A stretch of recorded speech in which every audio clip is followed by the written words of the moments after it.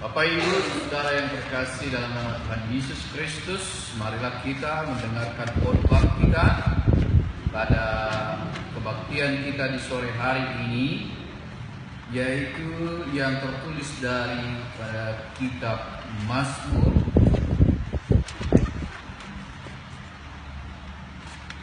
Mazmur 16. Kita akan membaca dan mengikutinya dari ayat 1 sampai dengan ayat 11. Mazmur pasal 16 ayat 1 dan sampai dengan ayat yang terakhir, yaitu ayat 11. Demikian mari kita mengikuti. Miktam dari Daud. Jagalah aku, ya Allah, sebab padamu aku berlindung. Aku berkata kepada Tuhan, Engkaulah Tuhanku. Tidak ada yang baik bagiku selain Engkau. Orang-orang kudus yang ada di tanah ini, merekalah orang mulia yang selalu menjadi kesukaanku. Bertambah besar kesedihan orang-orang yang mengikuti Allah lain. Aku tidak akan ikut mempersembahkan korban curahan mereka yang dari darah. Juga tidak akan menyebut-nyebut nama mereka di bibirku. Ya Tuhan, Engkaulah bagian warisanku dan ialah-Ku. Engkau sendirilah yang meneguhkan bagian yang diundikan kepadaku. Tali pengukur jatuh bagiku di tempat-tempat yang permai. Ya, milik pusakaku menyenangkan hatiku. Aku memuji Tuhan yang telah memberi nasihat kepadaku. Ya, pada waktu malam hati nuraniku mengajari aku. Aku senantiasa memandang kepada Tuhan, karena Ia berdiri di sebelah kananku. Aku tidak goyah. Sebab itu hatiku bersukacita dan jiwaku bersorak-sorak. Bahkan tubuhku akan diam dengan tentram. Sebab Engkau tidak menyerahkan aku ke dunia orang mati, dan tidak membiarkan orang kudus-Mu melihat kebinasaan. Engkau memberitahukan kepadaku jalan kehidupan. Di hadapan-Mu ada sukacita berlimpah-limpah. Di tangan kanan-Mu ada nikmat senantiasa. Demikian pembacaan kita pada minggu ini. Bapak Ibu yang terkasih dalam nama Tuhan Yesus Kristus, kita tentunya waktu kecil kita sering diarahkan, dituntun apa yang harus kita lakukan, apa yang harus kita perbuat, apa yang harus kita putuskan. Mungkin sampai remaja atau barangkali sampai usia belasan tahun, ataupun bahkan mungkin sampai napas sebelum dewasa pun kita masih sering menerima arahan, tuntunan, atau barangkali perintah. Kau harus mengerjakan ini, kau harus mengerjakan itu. Lalu kemudian seringkali menjadi keputusan kita adalah apa yang diputuskan orang lain pada kita, bukan sesuatu yang sesungguhnya berasal dari keinginan atau kedalaman pikiran dan hati kita. Nah, apabila kita bandingkan dengan ayat ini, dengan nas kita hari ini, kita mau belajar pada Daud yang akhirnya ataupun yang dalam perjalanan hidupnya Ia tidak lagi tergantung pada orang lain untuk mengenal Tuhan. Ia tidak tergantung lagi pada orang lain untuk menyatakan siapa Tuhan baginya, tetapi ia mampu menyatakan dari dirinya sendiri bahwa di ayat 2, sebab aku berkata pada Tuhan, Engkaulah Tuhanku. Ketika Daud menyatakan pada Allah, Engkaulah Tuhanku, ia memutuskan dan ia mengatakan sesuatu yang berasal dari kedalaman hatinya, yang berasal dari pengenalan yang sungguh-sungguh pada Tuhan.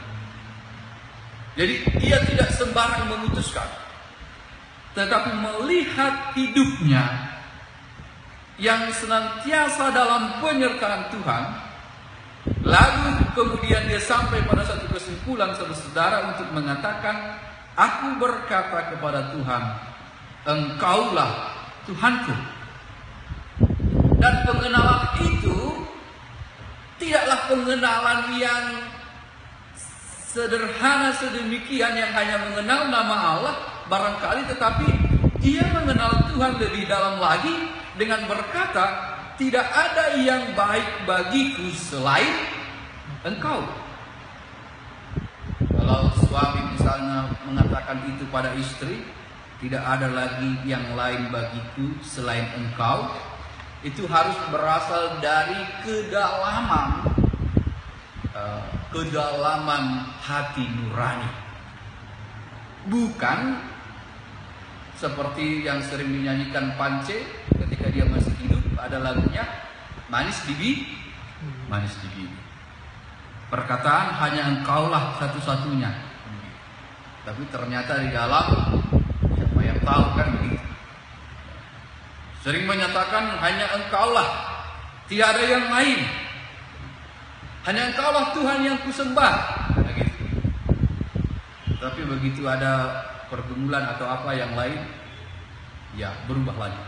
Tapi Daud dari kedalaman pengenalannya akan Tuhan, ia mampu mengatakan di ayat 2, tidak ada yang baik bagiku selain Engkau. Mari lihat betapa dalamnya dia mengenal Tuhan. Tidak ada yang baik bagiku selain Engkau ya Tuhan. Itu yang mau dia katakan. Nah, perkataan itu muncul dari kedalaman hati nuraninya yang mengenal Tuhan itu dalam kebaikannya, hingga dia mampu menyimpulkan tidak ada yang baik bagi selain Engkau. Dulu kata-kata itu pasti sering diucapkan masa-masa sebelum pernikahan kan, kalau kita keluarga.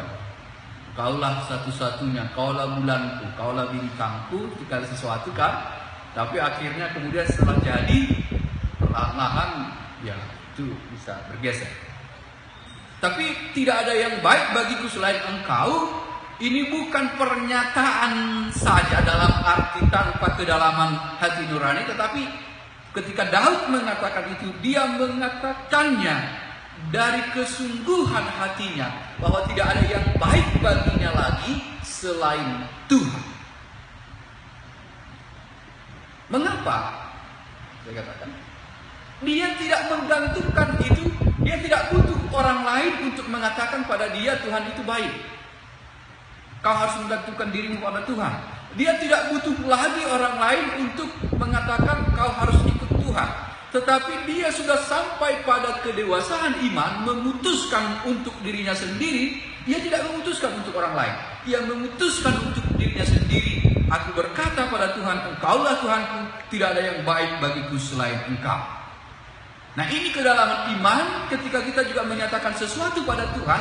Jangan karena orang lain mengatakan begitu. Tuhan benci LGBT katanya, tapi karena orang lain dikatakan begitu. Apakah Anda menggumulinya bersama Tuhan? Tuhan benci dosa, kata kita, tapi karena orang lain juga mengembangkan begitu. Apakah karena pengakuan itu tidak muncul karena memang kita mengenal dalam pengalaman setiap hari dengan Tuhan. Nah, kita melihat betapa Daud itu mengenal Tuhan sangat dalam, hingga dia mampu memutuskan tidak ada yang baik bagiku selain Engkau. Ia mensyukuri hidupnya yang ia serahkan pada Tuhan. Nah, ketika kita pun belajar soal iman kita, mari dalam hidup jangan sering menggantungkannya pada orang lain. Sekalipun itu tokoh-tokoh rohani. Misalnya, pendeta itu begitu kok. Jadi, kalau pendeta itu begitu, hidup Anda harus begitu. Jangan menggantungkan imanmu pada hidup orang lain, pada cara orang lain, pada pandangan hidup orang lain. Maka selalu saya katakan dalam khotbah-khotbah terdahulu, tidak ada lagi bagi kita apa yang disebut dengan iman katanya. Iman katanya.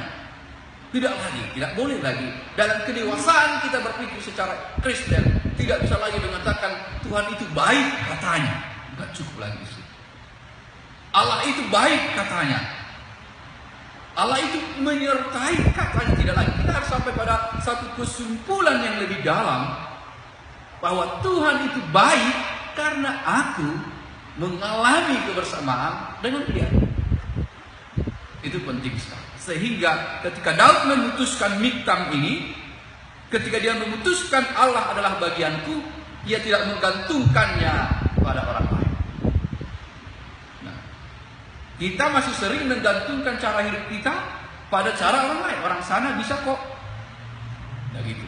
Ya, jangan lihat orang sana. Milikilah cara hidupmu sendiri.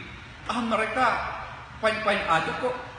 Agak menyimpang-nyimpang dikit gak ada masalah kok.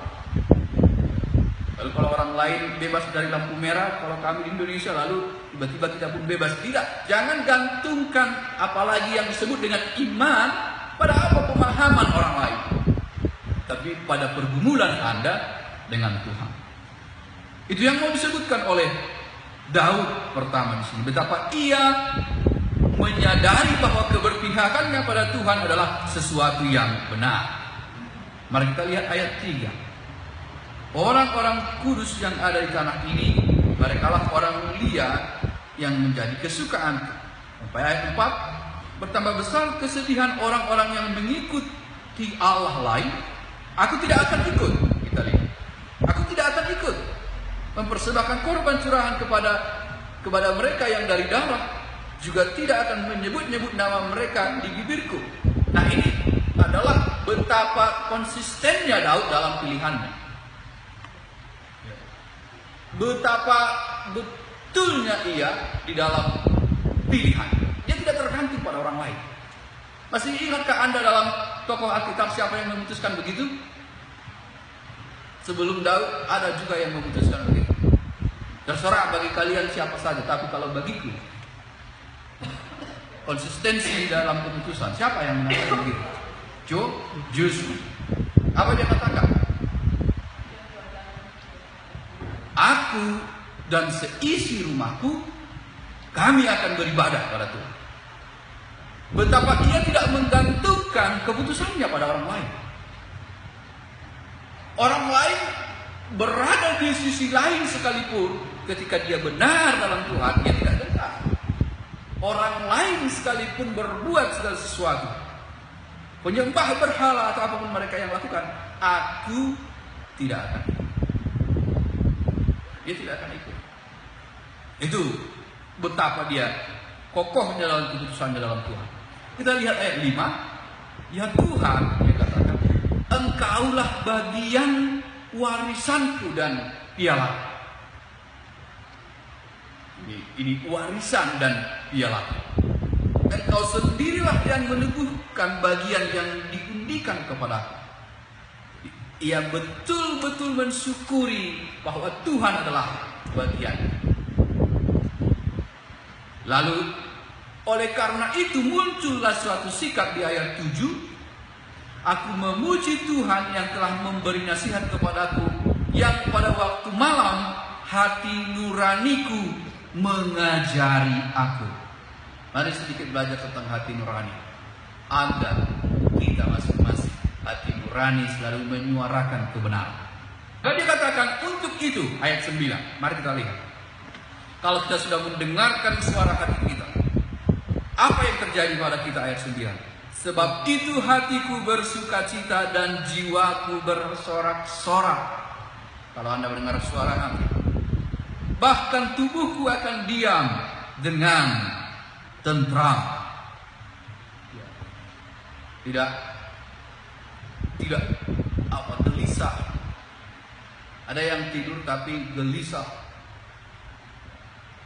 Ada banyak sekali orang zaman sekarang katanya menurut ahli yang tidak menikmati tidur. Tidak menikmati tidur. Karena kenapa? Sekalipun mereka tidur, tetapi sebenarnya pikiran mereka juga selalu terbawa dengan segala persoalan. Tetapi karena nasihatnya sebelum tidur, ambil dulu persoalanmu, letakkan dulu di satu lemari, kunci dulu, ya, supaya tidur itu bagus. Baru setelah tidur pagi-pagi buka lagi lemari persoalan itu, masukkan lagi. Bisa begitu?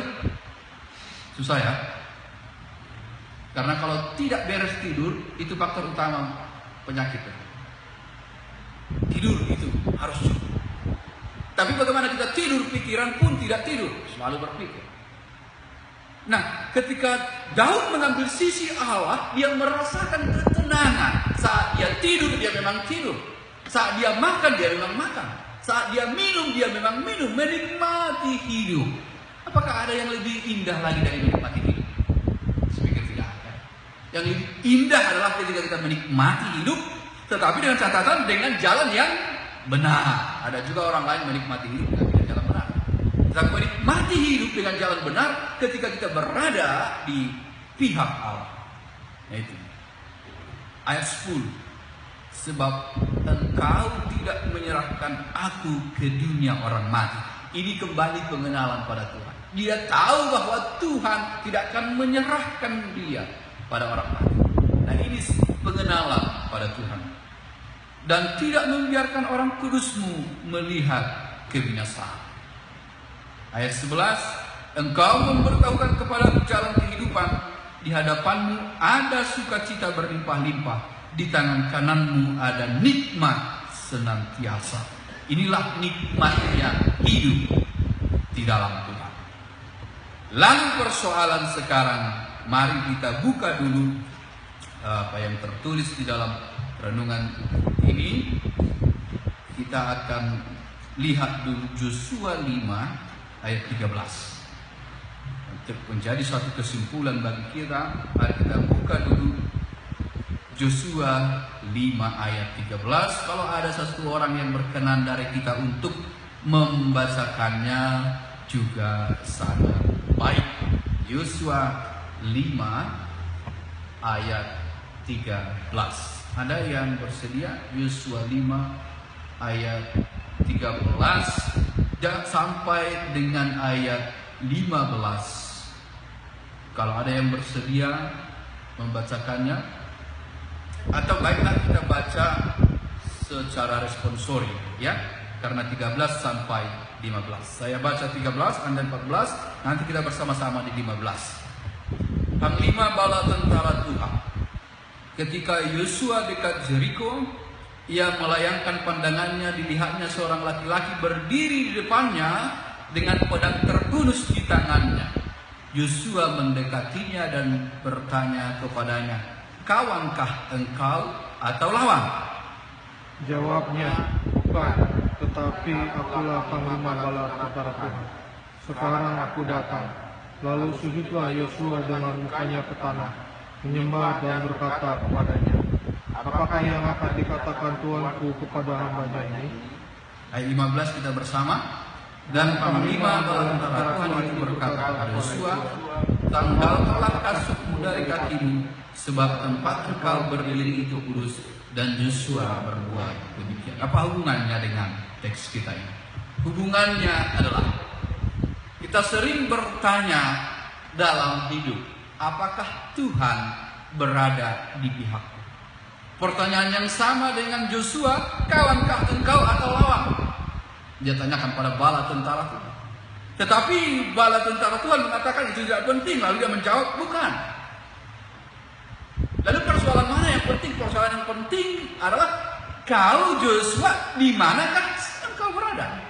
Ya. Kita bertanya apakah aku di pihak Tuhan, apakah Tuhan di pihakku? Tapi pertanyaan mendasar adalah aku di pihak siapa? Aku menyerahkan diriku pada siapa? Jangan bertanya keberpihakan Tuhan. Karena perpihakan Tuhan sejak Alfa Omega itu sudah jelas. Keberpihakan Tuhan adalah pada yang benar. Itu sudah ya dan amin. Itu ya dan amin. Keberpihakan Tuhan adalah pada orang saleh, orang benar. Tidak ada yang bisa. Tetapi pertanyaan mendasar sekarang, engkau di pihak siapa? Pada siapakah engkau serahkan diri? Di pihak siapakah kau berada dalam keutuhan dirimu? Dalam maksud bukan sebentar di pihak Tuhan, lalu sebentar lain di pihak. Lalu bala tentara Tuhan ingin mengatakan pada Joshua, kau di pihak siapa? Kau kawan atau lawan? Itu yang ditanyakan pada Joshua. Lalu itu menyarankan kita seperti Daud, taruhlah dirimu dalam keberpihakanmu pada Allah. Bukan soal Allah di pihak siapa, tapi engkau di mana engkau berada. Di mana engkau? Masih ingat Anda pertanyaan itu? Pertanyaan kedua di seluruh dunia itulah. Seluruh dunia itulah pertanyaan kedua. Apa pertanyaan pertama di seluruh dunia ini? Pertanyaan pertama adalah pertanyaan iblis pada perempuan itu, apakah benar semua pohon ini bisa kamu makan? Itu pertanyaan pertama. Tapi pertanyaan kedua, di manakah engkau? Pertanyaan siapa itu? Pertanyaan Tuhan kepada siapa? Kepada manusia pertama itu. Lalu sesungguhnya kalau kita melihat Adam adalah manusia pertama, maka pertanyaan pertama pada manusia adalah, di manakah engkau? Karena kita tidak berbicara kesetaraan gender, karena Adam dengan Hawa sama. Tetapi kalau kita melihat manusia pertama adalah Adam, lalu kemudian Tuhan menciptakan istrinya. Lalu kalau kita mau mengatakan dari Alkitab, pertanyaan pertama pada manusia adalah, di manakah engkau? Itu pertanyaan pertama dari Allah kepada manusia. Lalu pertanyaan itu menjadi pertanyaan setiap saat kepada kita, di manakah engkau? Posisi. Maka bala tentara itu tidak menjawab pada Joshua. Maka dia katakan, oh bukan. Maksudnya bukan itu yang penting. Bukan soal aku di pihak siapa, tapi kau di pihak siapa? Dia mau bertanya pada Joshua. Karena jika engkau di pihakku, yakinkan aku akan mengurus segala sesuatu dan membuat jalanmu itu lurus. Tapi pastikan engkau di pihak. Tuhan akan membuat jalan-jalan Anda lurus. Kehidupan Anda lurus, bahagia, sukacita dalam Tuhan. Tapi tanya dulu, udah di mana aku Tuhan?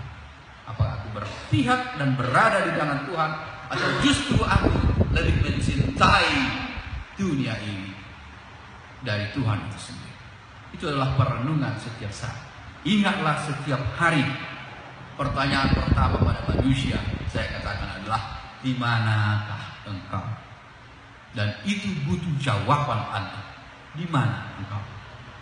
Hingga Tuhan menentukan apa yang Dia perbuat atas diri. Amin.